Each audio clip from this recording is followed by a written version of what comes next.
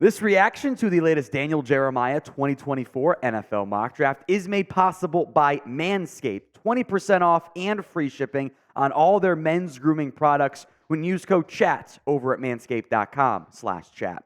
Now, we will have NFL Combine coverage for you. We'll probably have some of the player interviews. We'll have winners and losers for you as well. So do not miss out. Hit that sub button for more NFL Draft and NFL Combine coverage right here on the NFL Draft channel by Chat Sports.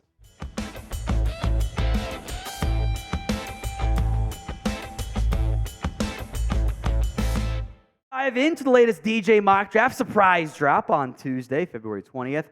Bears going Caleb Williams, number 1 overall. That certainly is the buzz and the vibe going into the Combine. We shall see if when things start to change down the road. Drake Maye is the pick at number 2. I think that's a much better pick than Jayden Daniels, who we'll get to here in a little bit. Don't worry. But I think Maye with the Commanders is their best path. Now, Marvin Harrison Jr., I think is the best player in this year's class. He goes number 3 to the Patriots. I don't think Malik Nabers is all that far behind him. I think both those guys, if that's your we didn't go quarterback picks, you got to feel pretty good about those. Marvin Harrison at 3 to the Patriots. Malik Nabers 4 to Arizona, number 1 dynamic playmaking wide receivers. Now, number 5. I will make note, Daniel Jeremiah does plenty of stuff for the Chargers, by the way. Joe Alt, Notre Dame offensive tackle. No Brock Bowers, no receiver. They go, I think, probably the number 1 offensive lineman this year. One of them plays on the right side, whether it's Slater or Alt. Though you got bookend tackles for a long time.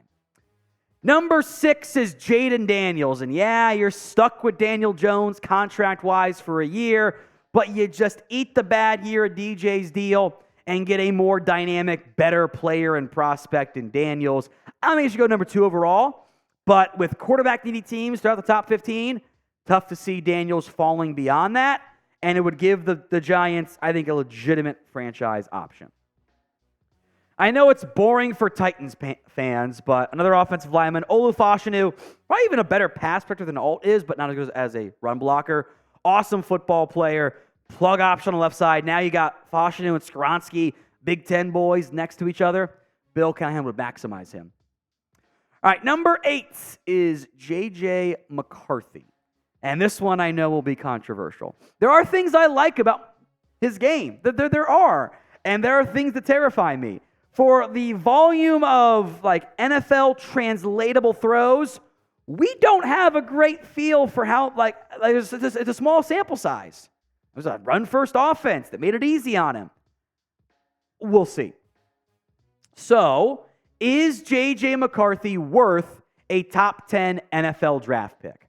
Y for yes, N for no. It is the pinned comment on today's video. So if the ad comes here on YouTube, take advantage of it. Go vote Y or N. This is a borderline perfect draft class for the Bears. Take a quarterback, Caleb Williams, and an awesome wide receiver in Odunze. Love it for Chicago. Taliese Fuaga, I think there's a chance he's the pick to the Jets, even if one of Fashanu or Alt are there. I think they're going to be pretty high on him for what that front office likes. Dallas Turner off the board here. How about this? It's our first defensive player taken. We're at pick 11, by the way. No quarterbacks go after this in the mock draft from DJ. So no Bo Nix. They go pass rusher to help replace potentially both of Danielle Hunter and DJ Wanham. Broncos also going edge rusher, Jared Verse. I like his game. I am not in love with his game necessarily, but Denver does, and so does Sean Payton from his time in New Orleans. They like drafting pass rushers. Verse could fit pretty well in that scheme. The Raiders at 13 take the top corner, Terrion Arnold. DJ loves him, by the way. DJ, I think, is the top 5 player in the class. I'm not that high on him, but it is a first-round grade still. And at pick 13, no complaints at all. The Saints are kind of a weird fit because their needs are probably trench play, and they've invested a lot already in their trench play, and how much more can you do in the first-round range? Honestly, if I were New Orleans, I'd strongly advise a trade down. Get more assets because you're going to need to replace some expensive players down the road. But Latham as a right tackle option makes a ton of sense. Nate Wiggins, I like him a lot. I've been burned by this style of corner before, this lanky, skinny, but high-effort player who's not a great tackler, but I always fall for these dudes. He can play press man, can play man coverage. I think he's a great fit overall for what the Colts want to do on defense. And I think a pretty solid cornerback class. Nate Wiggins could very well be CB1. I can't wait to see how fast he runs at the NFL Combine. Today's mock draft reaction is made possible by Manscaped. It is Manscaped who are the leaders in male grooming products, and they have the MVP of 2024. It was a down MVP class for the NFL, not for Manscaped. It's the 5th generation lawnmower. It's not just a trimmer, it's your grooming sidekick. It's like having a personal stylist at your fingertips or wherever you end up needing it. By the way, 2 skin-safe blade heads, the standard one, taking a bit off the top, and a foil blade to go smooth wherever your heart desires. It is also waterproof, because unlike some things, manscaping is at its best in the shower. If you want the full grooming experience, look no further than Manscaped's Performance Package 5.0. In this elite grooming kit, you get the trusted lawnmower, Manscaped's ears and nose hair trimmer, and essential aftercare products with the Crop Soother Ball Aftershave Lotion and the Crop Preserver Anti-Chafing Ball Deodorant. It's deodorant for your balls. If you didn't think you need that, trust me, you probably do. As a gesture for the new year, they threw in 2 free gifts, the Boxers 2.0 and the Shed 2.0 toiletry bag. Resolutions for the new year might come and go, but a well-groomed you is here to stay thanks to Manscaped. 20% off and free shipping at manscaped.com when you use promo code CHAT. Byron Murphy is next up here as the Seahawks add an impact defensive tackle. I do like him. I'm a little surprised the difference between him and a different DT we'll get to later, at least in the gap on the mock draft. I think Quinyon Mitchell-Jad's going to be a very popular mock draft pick. Like, that fits what they want to do on defense overall with their new DC. And Mitchell's an awesome prospect despite coming from the Mid-American Conference. Bengals fans going to love this one. And DJ even kind of said, like, hey, this is a little bit selfish for me. I would be surprised if he got past the top 15 or so. If he does, Bengals skip to the podium and go, thank you, I'll take 1 Brock Bowers to pair with my, Jamar Chase and Joe Burrow long-term trio. Jackson Powers Johnson, the interior offense lineman of the Rams. I'm a little surprised he went at 19. But this range, 20, 21, 24, all make sense for him in that general range. Also interesting was Troy Fontenot, and I almost might flip those two. Let Fontenot go to the Rams, play guard or tackle maybe. Let JPJ go to the Steelers, replace Mason Cole. Fontenot, DJ would put him alongside Broderick Jones. That's probably fine, but I don't necessarily love the team fit here. Leatu Latu here out of UCLA actually does remind me a little bit of Jalen Phillips. Less so from the athletic testing, I think, but some play style similarities and the medical red flags galore. Without the medical, Latu's maybe the number 1 defensive player. He was not medical cleared to play at Washington, was by UCLA. That's going to be a red flag for a lot of teams. Cornerback is going to be a very popular pick for Philadelphia. Ennis Rakestraw has some fans in a pretty solid and deep cornerback class. I'd take Kool-Aid McKinstry here, but, I get it, at least. I love the fit of Brian Thomas Jr. in Houston. Brian Thomas, Nico Collins, Tank Dell. That is a young, cheap, and incredibly dynamic wide receiver trio. I wouldn't be shocked if he went top 15, by the way. Because if he shows up with the size and speed that is expected, we're talking a 6'4", sub 4'4" wideout. Those guys, unless they run a 3-cone and teams freak out over the DK Metcalf thing, he's going to go early. Speaking of the Combine, who do you think end up being an NFL Combine winner this year? Drop that player or player's name in the comments section. Now, Tyler Guyton at 24 here. DJ pitched the Tylers both play tackle, Guyton at one spot, Smith at the other. I wonder if you would go Tyler Guyton at left tackle and Tyler Smith at left guard, at least for a year, and keep Terrence Steele where he's at.